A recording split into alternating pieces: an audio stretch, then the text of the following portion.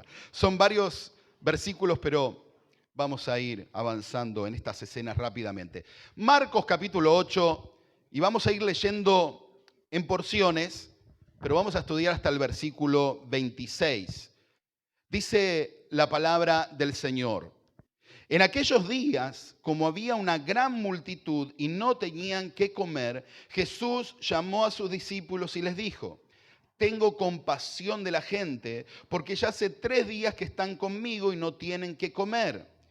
Y si los enviare en ayunas a sus casas, se desmayarán en el camino, pues algunos de ellos han venido de lejos. Hasta ahí, y vamos a orar. Señor, gracias te damos por tu palabra, como recién hablábamos.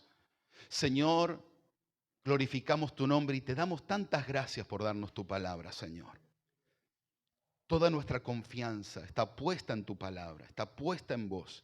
En tu palabra sabemos que está la verdad, solo en tu palabra. Señor, disponemos hoy nuestro corazón para oírla y que sea tu Espíritu Santo quien nos revele, Señor, lo que querés hablarnos hoy. Disponemos nuestro corazón y en lo personal, permitime ser fiel a la exposición de las Escrituras para bendecir a tu pueblo en el nombre de Jesús. Amén. Y amén. Hermanos, el Señor, como ustedes saben y como quedamos la última semana, está en Decápolis, está en esta ciudad gentil, al otro lado del mar de Galilea, no está en tierra de Israel, sino está en el extranjero, podríamos decir. Recuerden que hace unas enseñanzas atrás, unos capítulos atrás en Marcos vimos la alimentación de los 5.000, ¿recuerdan? Bueno, esta es otra. Aquella fue en Galilea, esta es en Decápolis. Es otro momento en el que el Señor multiplica los alimentos. En aquella oportunidad habían estado una tarde, un día con el Señor. Aquí el Señor dice hace 3 días que están oyendo. Miren, noten esto. Dice, en aquellos días, dice Marcos aclarando que sigue en ese contexto del que hablamos la semana pasada, como había una gran multitud y no tenían qué comer, Jesús llamó a sus discípulos y les dijo: tengo compasión de la gente. Lo primero, noten que esta es la única vez en la que Jesús mismo, porque cuando leemos los relatos dice tuvo compasión, pero en esta Jesús mismo dice tengo compasión. Amén. Dice, tengo compasión de la gente porque ya hace 3 días que están conmigo y no tienen que comer. Escuchen esto. No sé si llama la atención eso. Pero la gente había quedado, volviendo a lo que hablábamos de la palabra, la gente había quedado tan absorta, tan impactada por la enseñanza de Jesús, que llevaban 3 días ahí y se habían olvidado hasta de comer. ¿Se dieron cuenta de eso? Llevaban 3 días escuchando al Señor. Y a veces cuesta dedicar un tiempo a oír la palabra sin pensar en otras cosas, ¿no? Pero cuando estás absorto con la palabra, cuando la palabra toca tu corazón, sin dudas, es como que todo pasa a un segundo plano. Al punto que esta gente llevaba 3 días escuchando al Señor y nadie estaba reclamando comer. Se dieron cuenta que es el Señor el que dice, yo tengo compasión de ellos. Tienen que volver a su casa y se me van a desmayar en el camino si los mando en ayunas. Vamos a resolver esto. Entonces, versículo 4 dice, versículo 3, pues algunos de ellos habían venido de lejos, aclara el Señor. Versículo 4, sus discípulos le respondieron, ¿de dónde podrá alguien saciar de pan a estos aquí en el desierto? Escuchen. ¿Recuerdan la otra vez cuando alimenta a los 5.000? Cuando leen esto, que otra vez, ¿se acuerdan que los discípulos, cuando Jesús dice eso, los discípulos dicen, ¿cómo vamos a hacer? ¿Tenemos suficiente dinero para comprar para todos? Y uno lee esto, había pasado un tiempo, hace un tiempo, y uno lee esto y dice, ¿cómo puede ser que otra vez pregunten lo mismo? ¿O no? ¿No habían visto al Señor orando y multiplicando los panes y los peces? ¿Por qué otra vez se preguntan cómo iban a hacer? ¿No era lo más razonable es que inmediatamente buscaran a ver los panes que tenían y llevárselos al Señor y decir, bueno, Señor, dales de comer, ¿no? Pero bueno, no juzguemos a los discípulos porque a la luz de la palabra luego nos vamos a ver nosotros reflejados ahí. Versículo 5. Él les preguntó, ¿cuántos panes tenéis? Ellos dijeron 7. Me detengo ahí también. Vamos a ir rápido por los versículos. El Señor les dice, noten, no les reprocha inmediatamente. No les dice, pero ¿no se acuerdan lo que pasó la otra vez? Rápido, traigan panes. No le dice eso el Señor. Una vez más, el Señor revela su paciencia. ¿Cuántos dan gracias a Dios por la paciencia que Él nos tiene, no? Y yo la verdad que más que juzgar a los discípulos, doy gracias a Dios por su paciencia conmigo también. Porque a veces tantas cosas el Señor ya hizo en mi vida. Y cuando llega el momento de crisis, olvido eso. Y vuelvo a entrar en ese temor de cómo voy a hacer. Y leyendo estas palabras, no quería juzgar a los discípulos, porque ahí me vi yo claramente, tantas veces, donde digo, Señor, y el Señor trae mi memoria, ahora vamos a ver cómo lo hace el Señor, trae mi memoria lo que Él ya hizo, para que podamos confiar, ¿no? Creo que esas experiencias nos hacen crecer, pero lo que quiero destacar en este versículo 5 es la paciencia del Señor. Noten que no los exhorta inmediatamente, simplemente les pregunta, bueno, vuelve a retomar la enseñanza anterior, ¿no? En la multiplicación de los 5.000. Dice, bueno, a ver, ¿cuántos panes tienen? En esta ocasión, 7. La otra vez eran 5 y 2 peces. Versículo 6. Entonces mandó a la multitud que se recostase en tierra y tomando los 7 panes, habiendo dado gracias, lo partió y dio a sus discípulos para que los pusiesen delante. Y los pusieron delante de la multitud. Tenían también unos pocos pececillos, podríamos decir que eran unas sardinas, esa sería la palabra correcta, y los bendijo y mandó que también los pusiesen delante. Y comieron y se saciaron y recogieron de los pedazos que habían sobrado 7 canastas. Versículo 9, eran los que comieron como 4.000 y los despidió. Hermanos, ¿qué hace el Señor? Le pregunta, bueno, ¿cuántos panes tienen? Y los discípulos le traen 7 panes. El Señor hace, al igual que en el milagro anterior, insisto la otra vez, con judíos en Galilea, esta vez con gentiles en Decápolis. Había 4.000, en la otra oportunidad 5.000. Teníamos que calcular que esta vez habría unos 12.000, 15.000 personas. En la otra oportunidad unas 20.000, porque cuando habla de 4.000 es contando los hombres, más las esposas y los hijos que estarían reunidos ahí. Por lo cual vemos con claridad que eran miles de personas, ¿no? Y traen los panes y el Señor los bendice y los reparte. Y sobraron 7 canastas. Ahora, quiero aclarar algo. La otra vez, ¿cuántas habían sobrado? 12. Pero las palabras correctas, para que se entienda, la otra vez sobraron 12 cestas o canastas de mano, podríamos decir. La traducción correcta para canasta de esta palabra en el original es, ¿vieron como las canastas de reparto de pan? ¿Vieron esas canastas de mimbre grandes? Así eran estas 7. Por lo cual podríamos decir que sobró mucho más que la otra vez incluso, porque no eran el mismo tipo de canastas. Por lo menos aquí la traducción enseñan que eran canastas de ese tipo. Para que ustedes tengan una idea por qué uno entiende eso, es porque cuando uno va al libro de los Hechos, capítulo 9, cuando dice la palabra que del muro de Damasco, Pablo se descolgó dentro de una canasta, es la misma palabra canasta que se usa para aquí. O sea que si entraba un hombre, imaginen qué tipo de canasta era. ¿Amén? Eso es lo que nos lleva a entender de qué tamaño eran esas 7 cestas. Entonces, miren, esta primera escena, que es la multiplicación de los panes y esos pececillos o sardinas, y todos se saciaron. Noten que no habla de, bueno, comieron un poquito cada uno, sino que todos se saciaron. Los miles que ahí estaban se saciaron. Nos enseña rápidamente algunas cosas. Primero, como dije antes, las personas absortas, obnubiladas con la enseñanza del Señor. Y tiene que ver con lo que les compartí para que oremos esta semana. Hermanos, pidámosle al Señor mayor entendimiento de su palabra. Que podamos pasar tiempo con el Señor sin mirar el reloj. Y que podamos fluir en su amor y que el Espíritu Santo pueda hablar a nuestro corazón. A veces el apuro por decirle al Señor, decime lo que tenés que decirme porque tengo que resolver cosas, hace que nunca podamos oírlo. A veces es necesaria la quietud, es necesario sacar el reloj e ir a la intimidad con el Señor.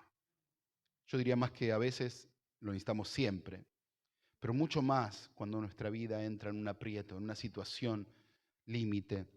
Necesitamos quedarnos delante del Señor y oírle. Eso siempre provoca algunas cosas. Primero, la compasión del Señor. Noten, esta multitud estuvo ahí 3 días oyéndolo.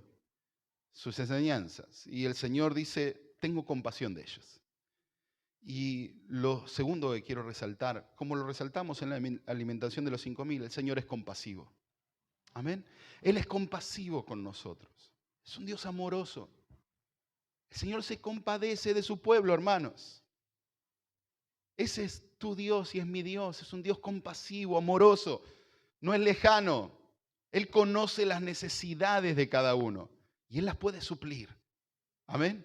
Y Él suple claramente todas nuestras necesidades. Él es quien nos suple la necesidad nuestra para cada día. Debemos confiar en Él. Él nos enseñó a orar así. Padre, danos el pan nuestro de cada día. ¿Sí o no? Lo enseñó Jesús. Él suple nuestras necesidades. El problema es que, como decíamos antes, en esta en estos pseudo predicadores del Evangelio de la Prosperidad, te dicen, Señor, dame el auto último modelo y el Mercedes-Benz. Y Dios no obra así. Eso es egoísmo, eso es codicia, eso es pecado. Dios espera que confiemos en Él para su provisión y Él hace que nos saciemos. No es incompleto en su bendición. Amén. Recuerden, el Señor no solo suplió, tuvo compasión, sino que se saciaron. El que confía en el Señor será saciado. Amén. Lo otro que quiero rápidamente destacar de esta primera escena, que es la alimentación, tiene que ver con cómo el Señor trata con sus discípulos. Como dije antes, lo hace pacientemente. Amén. Se ocupó el Señor de lo que había que hacer, lo que era importante. Ahora vamos a ver más adelante que el Señor sí luego los corrige. Pero en el momento había que saciar a la multitud. Y simplemente les tuvo paciencia. Dijo, tranquilos, traigan los panes que tengan. ¿Cuántos? 7, tráiganlos. Vamos a alimentar a la gente. Después charlamos nosotros. ¿No? El Señor muestra que es primero lo primero. ¿Qué muestra el Señor? La compasión, por encima de todas las cosas. Amén. Sigo leyendo. Versículo 10. Y luego entrando en la barca con sus discípulos, vino a la región de Dalmanuta. Con esto entendemos que el Señor volvió hacia territorio de Israel. Y aquí vamos a entrar en la última confrontación entre Jesús y los fariseos. Recuerdan que en este estudio de Marcos que estamos haciendo hay muchas confrontaciones entre el Señor y los fariseos, donde los fariseos iban todo el tiempo a generarle, a detener su ministerio, a discutir con él, a ponerle trampas, ¿no? Una y otra vez. Y aquí lo estaban esperando, fueron exclusivamente para esto. Llega el Señor entonces a la región de Dalmanuta.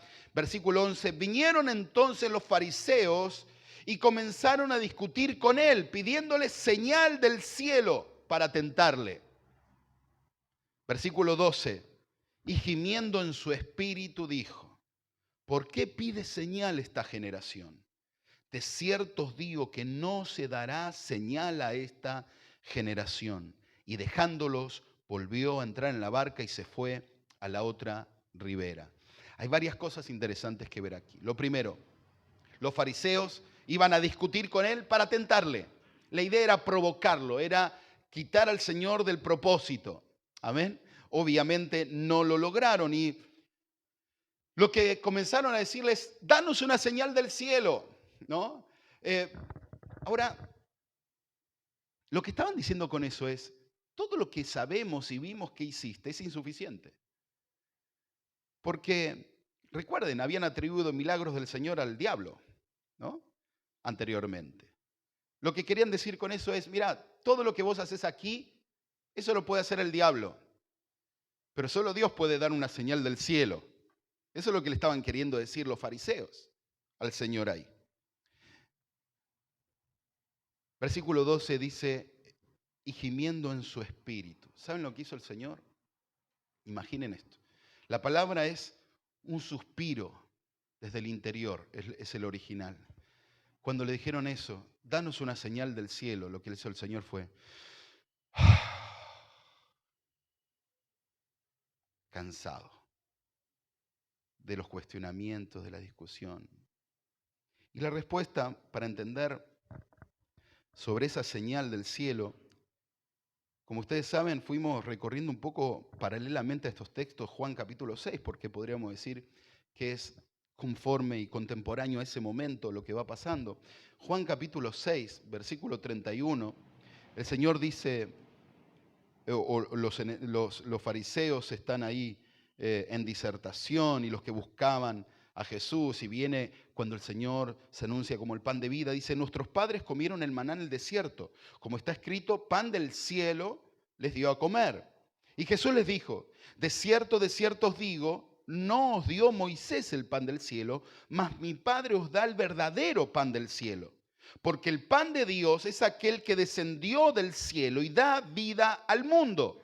Le dijeron, Señor, danos siempre de este pan. Jesús le dijo, yo soy el pan de vida. El que a mí viene nunca tendrá hambre, el que en mí cree no tendrá sed jamás. ¿Quién es el pan del cielo? El pan que envió el Señor. ¿Saben por qué el Señor ya ni les responde? Porque la máxima señal de Dios era Él.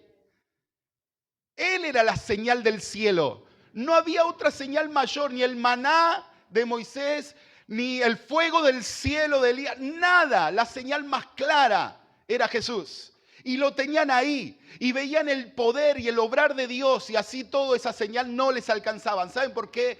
Porque como ya les había dicho el Señor, sus corazones ya no se van a arrepentir. Ustedes ya no tienen perdón de pecados. Su corazón está tan duro. Cruzaron un límite. Y de ese límite no se vuelve.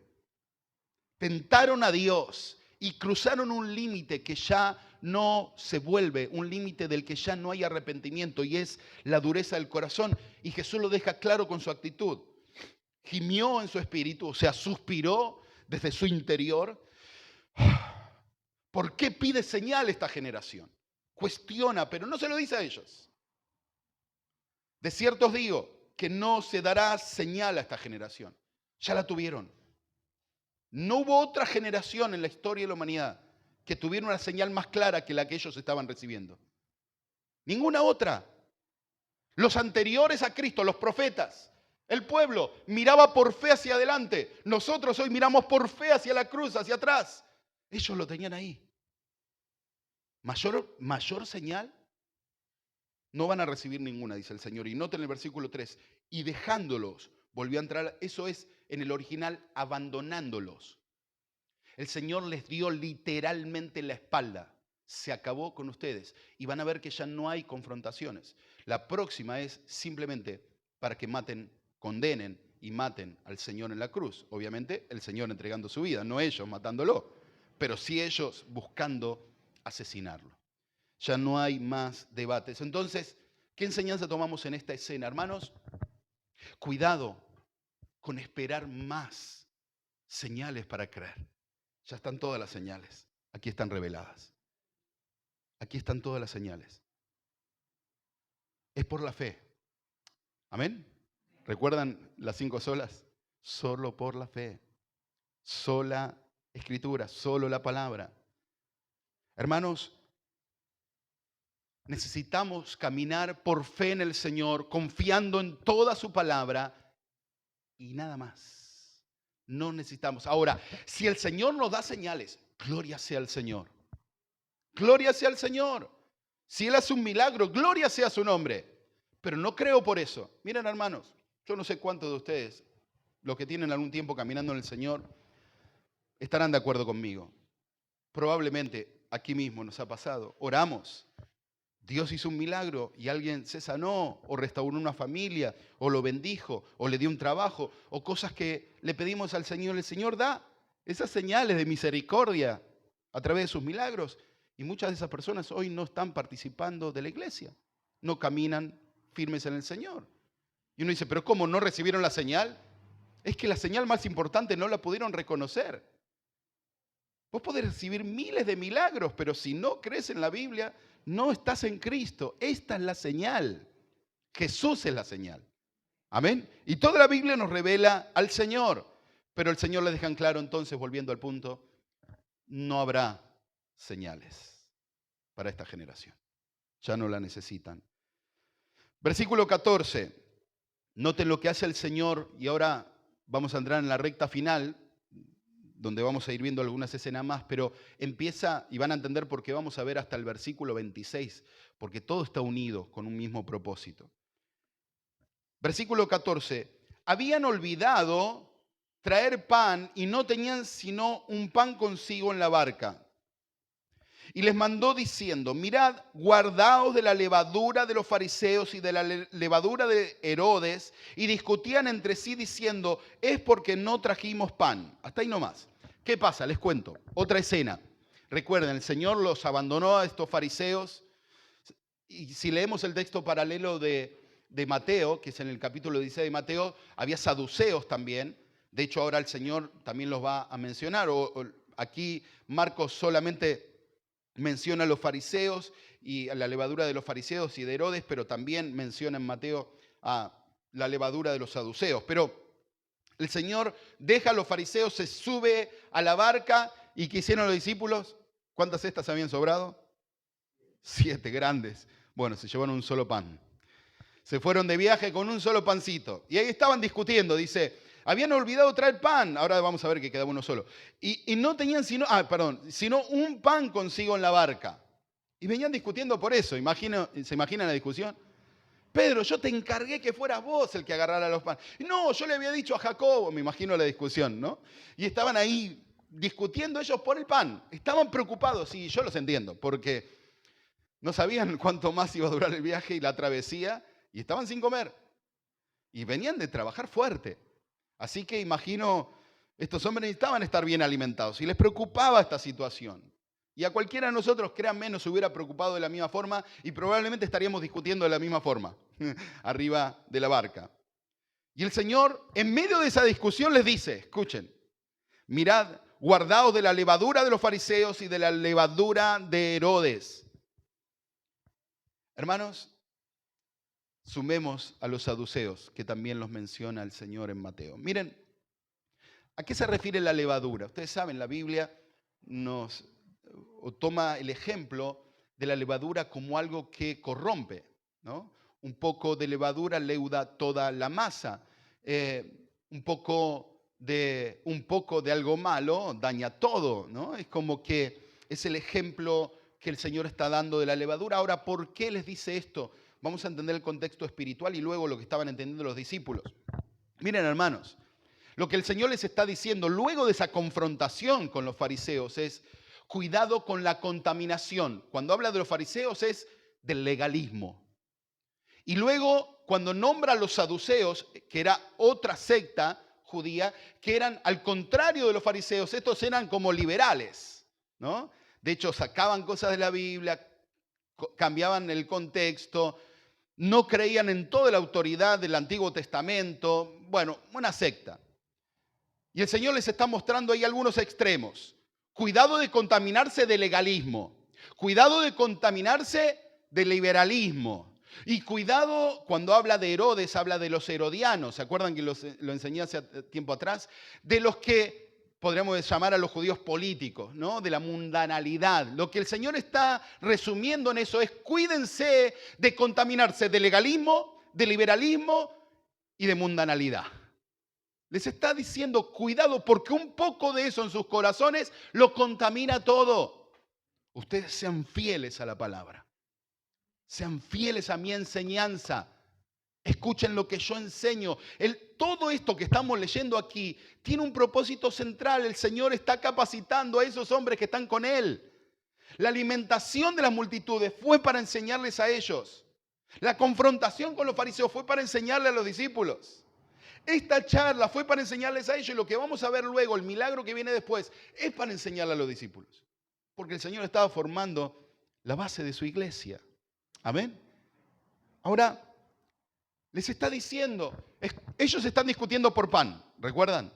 ¿Cómo un solo pan? ¿Quién se olvidó el pan? Y el Señor interrumpe la discusión y le dice, cuídense de no contaminarse con la levadura de los fariseos, de los saduceos y de los herodianos.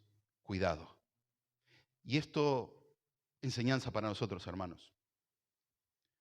Todos debemos luchar contra el legalismo. En nuestra propia vida hablo, ¿no? con caer en la trampa de querer ganarnos el favor de Dios con nuestras propias ideas, leyes o tradiciones. No, es todo por gracia, hermanos. ¿Por qué somos fieles a Dios? Hermanos, somos salvados por la gracia. Y el que es salvado por la gracia es una persona que vive y anhela vivir en integridad, lejos del pecado, porque anhela agradar al que lo salvó y no para salvarse. El que trata de ser perfecto para salvarse, no solo no será perfecto, por supuesto, sino que además no tendrá salvación, porque la salvación no es por obras. Cuidado con la levadura de los fariseos. Los fariseos habían puesto reglas, ¿se acuerdan? Que hablamos de las tradiciones y el Señor ya los había confrontado diciéndole, ustedes ponen las tradiciones por encima de la palabra. Ustedes anulan la Biblia, la palabra, con sus tradiciones. Cuidado con convertirnos nosotros en tradicionalistas, que ponemos nuestras leyes o tradiciones o obras por encima de la palabra y la gracia del Señor. Pero luego está el otro extremo, porque después están, por un lado están los legalistas dentro de la iglesia muchas veces, y están los que se van del otro lado y dicen, esos legalistas, y viven una vida de libertinaje, que eran los saduceos. Hermanos, no se puede estar con Dios y con el diablo. Si uno está en Dios, está en luz.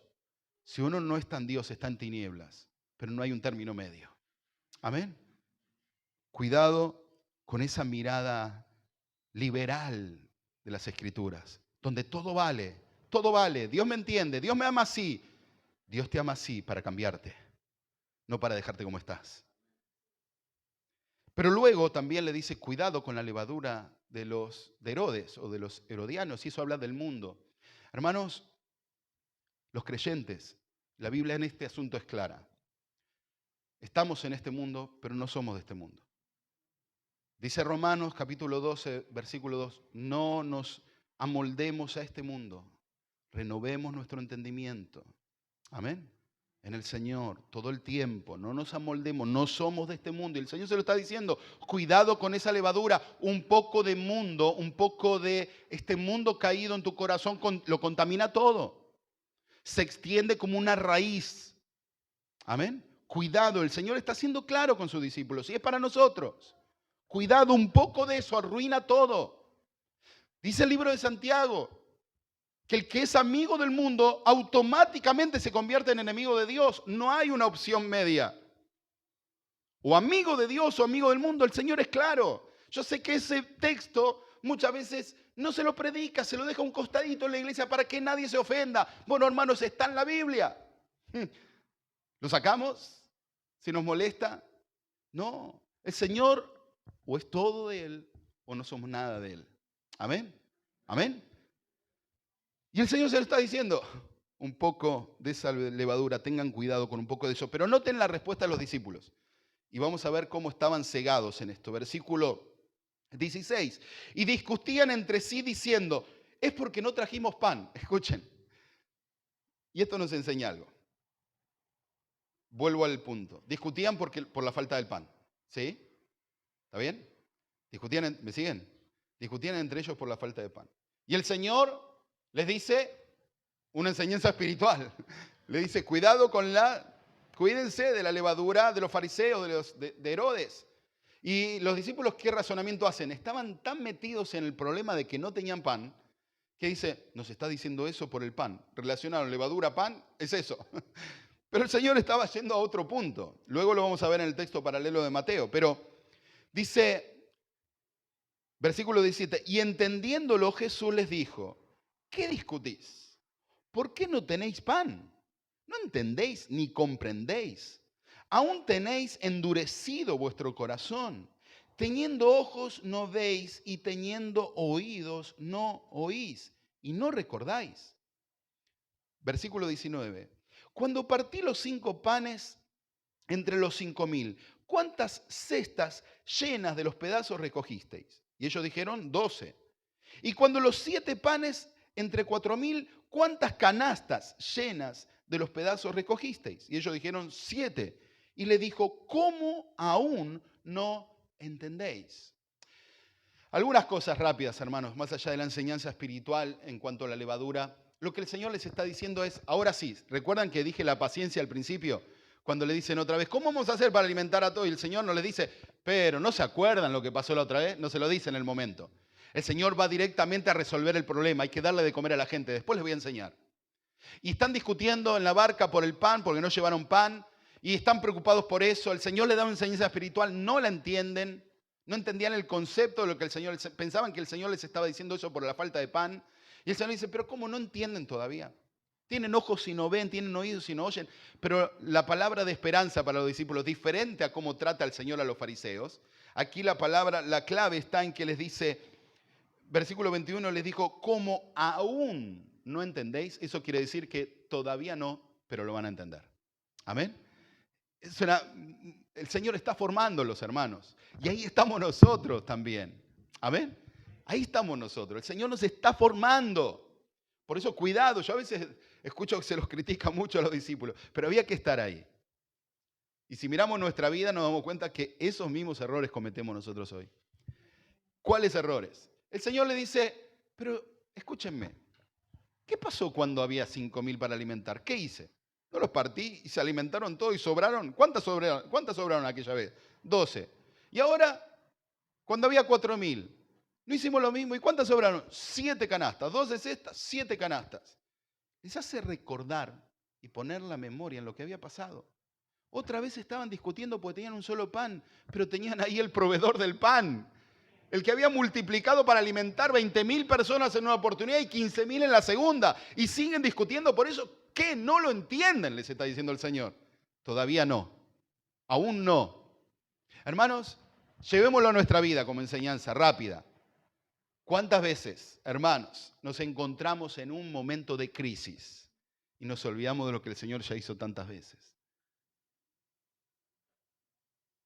Si a veces hiciéramos memoria antes de entrar en pánico y recordar, como hoy cantábamos en el himno, cómo Él nos sostuvo en aquella oportunidad, confiaríamos que hoy también Él nos va a sostener. Así como el Señor te sostuvo alguna vez, el Señor no deja de ser Dios. Él será siempre igual, Él no cambia. Amén.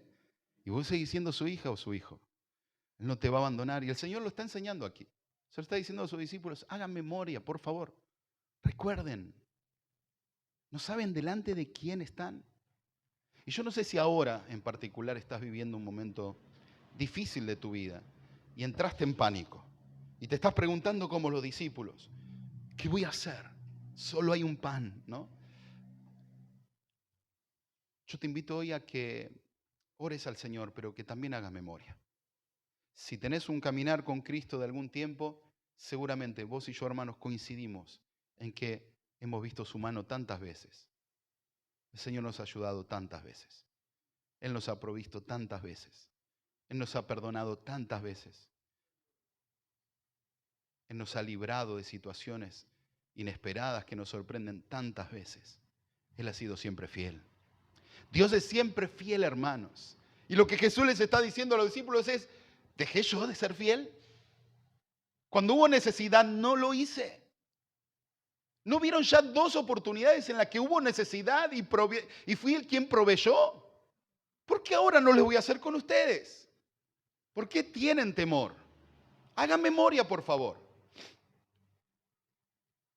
Pero pegado a esto hay un milagro y no es caprichoso. Ustedes saben que el relato de Marcos, de todos los evangelios, son teológicos. Amén. Para conocer los atributos y el carácter del Señor. Y este milagro que viene pegado a esta historia no está ahí de forma casual, sino tiene un propósito para que nos dé el entendimiento. Versículo 22. Vino luego a Betsaida y le trajeron un ciego y le rogaron que le tocase. Entonces, tomando la mano del ciego, lo sacó fuera de la aldea y escupiendo en sus ojos, le puso las manos encima y les preguntó si veía algo. Él mirando dijo, veo los hombres como árboles, pero los veo que andan. Luego le puso otra vez las manos sobre los ojos y le hizo que mirase. Y fue restablecido y vio de lejos y claramente a todos. Y lo envió a su casa diciendo, no entres en la aldea, ni lo digas a nadie en la aldea. Amén. Con esto vamos a terminar el mensaje, hermanos. ¿Por qué esto está ahí? Miren, es claramente el Señor está también a través de este milagro enseñando a sus discípulos. Le traen a este hombre, también aquí vamos a encontrar algunas cosas que destacar, muchas, pero algunas que yo voy a destacar. Primero, como dijimos la otra vez con el sordo y tartamudo, cómo el Señor trata de forma personal. Amén. Amén. Dios es personal, hermanos. El Señor trata con vos y conmigo de forma personal. Él te conoce a vos y me conoce a mí. Él conoce tus necesidades a la perfección. Conoce tu vida a la perfección y la mía de forma personal. Y Él nos trata de forma personal. Y su amor es personal. No es general. El Señor no ama a la humanidad de forma general. No ama a su iglesia de forma general. Por supuesto que sí. Pero Él nos ama de forma personal. Cada uno de nosotros somos nosotros delante de Él. Amén. Y este ciego dice, le trajeron al ciego y le rogaron que le tocase. Entonces, tomándolo de la mano, yo no sé si ustedes, yo ya prediqué sobre esto hace un par de años atrás y me detuve en el milagro en particular, pero no voy a extender en eso hoy. Pero, ¿notan el cariño, el amor, la sencillez? Para las multitudes era un ciego. ¿Saben lo que implicaba ser un ciego hace 2000 años? Ser un mendigo, ser una persona relegada socialmente porque no podía sostenerse solo. Sin embargo, lo traen al Señor y el Señor lo toma de la mano, ¿no? y lo aparta de la aldea, lo hace salir de la aldea. Hay mucho para hablar de eso, pero no es el día, pero lo toma de la mano y eso habla del trato personal y de amor de Jesús. Amén. ¿Cuánto amor en ese hecho solo? Le sacó fuera de la aldea, dice, y escupiendo en sus ojos, le puso las manos encima. ¿Recuerdan cómo hablamos del milagro hace unos días atrás? De este sordo y tartamudo, donde el Señor mete los dedos en sus orejas y luego toca su lengua, con saliva la lengua del tartamudo. Bueno, escuchen, ¿recuerdan por qué dijimos que el Señor lo hizo así? Estaba haciendo lenguaje de señas. Estaba en medio del ruido de la multitud diciéndole, lo que voy a hacer es destaparte los oídos y darte el habla. Amén. El Señor estaba comunicándose de forma personal con ese hombre. Aquí el Señor hace lo mismo. Este hombre no podía ver, pero sí iba a poder sentir. Y pudo sentir la saliva del Señor y las manos del Señor sobre sus ojos. Algo va a pasar con mi vista. El Señor lo que estaba diciendo es, esta es la señal, y este hombre lo que estaba tomando era la señal, y esa señal es, algo va a pasar con mi vista. Acaba de mojar mis ojos y acaba de tocar mis ojos, algo va a pasar. Y lo que hizo el Señor fue despertar la fe de este ciego. Amén. De forma personal. Pero dice, y ahora voy al punto, dice que lo tocó una vez, le dijo, a ver, mira. Y dice, pero veo las personas como árboles que se mueven, ¿no? Los veo como árboles que caminan, nada más. Ahora, lo interesante de esto es que la pregunta es, ¿Dios, el Señor, podía hacer el milagro de una vez? ¿Sí o no? Claro que sí, lo vemos claramente. El Señor podía levantar a los muertos, o sea, no había nada. La palabra del Señor creó todo lo que vemos. Imagínense que claramente el Señor podía, sin tocarlo, sin escupirlo, sin mirarlo siquiera, decir simplemente que vea y iba a ver, porque es Dios. Sin embargo, lo hace en dos partes. ¿Y por qué? Y es el único evento que van a encontrar así. Es que el Señor estaba enseñando a sus discípulos. Lo que estaba diciendo es lo que les dice antes a ellos. Noten lo que, yendo para atrás, les dice, versículo 17, y entendiéndolo, Jesús les dijo a sus discípulos, ¿qué discutís? Porque no tenéis pan, no entendéis ni comprendéis, aún tenéis endurecido vuestro corazón, teniendo ojos no veis y teniendo oídos no oís y no recordáis. Y luego el Señor les hace recordar.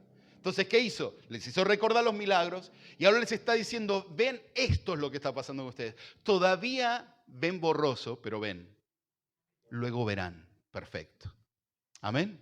Ven borroso, pero la obra todavía no se completó. Y eso es lo que quiero que tomes en este último punto para tu vida, hermanos.